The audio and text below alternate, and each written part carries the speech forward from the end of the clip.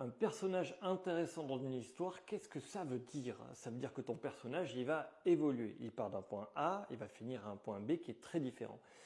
Et l'histoire, ça va être le déroulement de l'ensemble des changements qui vont lui apporter en fait ce changement de personnalité, d'attitude, de conception. Donc je prends simple. Ah oui, j'ai oublié de me présenter. Moi, c'est Gilou et j'écris L'Avènement, un livre de fantasy. Donc voilà, j'utilise ce schéma-là avec mon héros principal, qui c'est un apprenti en magie qui ne connaît pas grand-chose et qui se laisse un peu porter par les événements. Et l'idée, c'est de l'amener à quelqu'un d'actif avec une personnalité et des idées qui sont très claires sur la magie et comment interagir entre le monde magique et ceux qui ne sont pas. J'essaie de pas spoiler. Et donc l'ensemble du déroulé d'action au milieu sont des événements qui vont lui apporter plus de pouvoir magique, mais en même temps il va avoir la réflexion de comment l'appliquer dans le monde, qu'est-ce que ça implique par rapport aux autres, et entre le début où il trouve ça cool et à la fin où il a la responsabilité de sa charge, parce qu'il devient puissant dans mon histoire, c'est la fantaisie, hein, c'est un shonen, mais écrit dans un livre.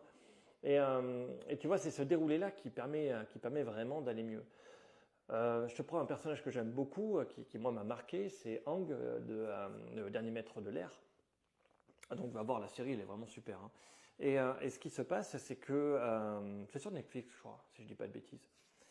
Et donc l'idée c'est que Aang, il veut absolument pas assumer son statut d'avatar. Il est destiné à devenir l'être le plus puissant de son monde, et il veut pas. Et il fuit la guerre. Et il réapparaît bien plus tard, et il va être obligé d'embrasser sa destinée pour à la fin incarner véritablement celui qui apporte la paix et l'équilibre dans le monde. Alors qu'au début, il veut juste pas se battre. Hein. Il essaie de fuir. Et c'est ça qui est vraiment intéressant, c'est tout ce changement qui l'amène où je ne veux pas me battre à j'essaie d'apporter un équilibre au monde.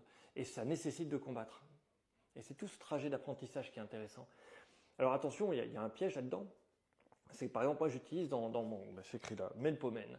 J'utilise dans mon livre un personnage qui s'appelle Melpomène, qui est un personnage sarcastique, comique, qui a un point fixe dans l'intrigue. Et il doit surtout pas changer. C'est-à-dire que lui, il changera jamais. C'est toujours un enfoiré, paternaliste. J'exagère un peu, tu vois, mais il a certaines personnes qu'il aime beaucoup, et d'autres qu'il a pris en grippe, il les aime pas, et il est injuste, mais en même temps il comprend ce qu'ils font, donc il les aide quand même. C'est un personnage très magnanime, il n'est pas forcément gentil ou mauvais, il est très égoïste. Mais en même temps, il est très drôle dans la narration. Il apporte vraiment un pivot à la narration et une aide ponctuelle à tous ceux qui en ont besoin. Mais il présente, enfin, c'est un personnage complexe. Bon, je passe les détails. Mais lui, il changera pas. C'est un peu comme si je te prends l'idée, c'est Gojo dans Jujutsu Kaisen, tu vois. Moi, j'ai adoré le personnage de Gojo, et quand, je veux pas spoil, mais à un moment, il se passe un truc, tout le monde est au courant normalement, et à partir de ce moment-là, moi, j'ai fait, mais à quoi bon? Ça sert à quoi?